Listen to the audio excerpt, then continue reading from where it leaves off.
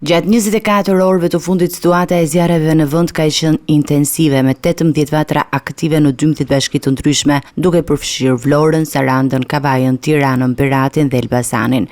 Sipas raportimeve zyrtare, flakët kanë ndjekur kryesisht shkurre dhe barishte në një sipërfaqe prej rreth 35.9 hektar, ndërsa fatmirësisht nuk raportohet asnjë viktim apo dëme materiale. Në operacionet për shuarjen e zjarreve u angazhuan 266 forca operacionale, 35 automjete zjarr fikse dhe helikopteri Cougar i forcave të armatosura.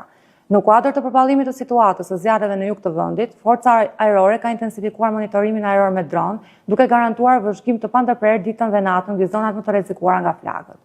I gjithë mekanizmi mbrojtje civile në nivel vendor dhe qendror mbetet i angazhuar në ndjekje të situatës. Gjithashtu mëngjesin e sotëm u raportuan 2 lëkundje tërmeti, e para me magnitudë 3.9 të shkallës së Richter me thellësi 15 km dhe epicentër në Fushkrujt, Durrës, dhe e dyta me magnitudë 3.8, thellësi 15 km me epicentër në Zallherë, Tiranë. Nuk ka dëme në njerëz apo ndërtesa. Ndërkohë, mëngjesin e sotëm janë regjistruar 2 tërmete të lehta me magnitudë 3.9 në zonën e Fushkrujës dhe 3.8 në Zallherë të Tiranës, pa dëme për njerëz apo infrastrukturë. Autoritetet kanë bërë apel për vigjilencë të shtuar, sidomos gjatë periudhës së temperaturave të larta, duke kërkuar nga qytetarët që të raportojnë menjëherë çdo situatë emergjente pranë strukturave lokale për të parandaluar fatkeqësitë më të mëdha.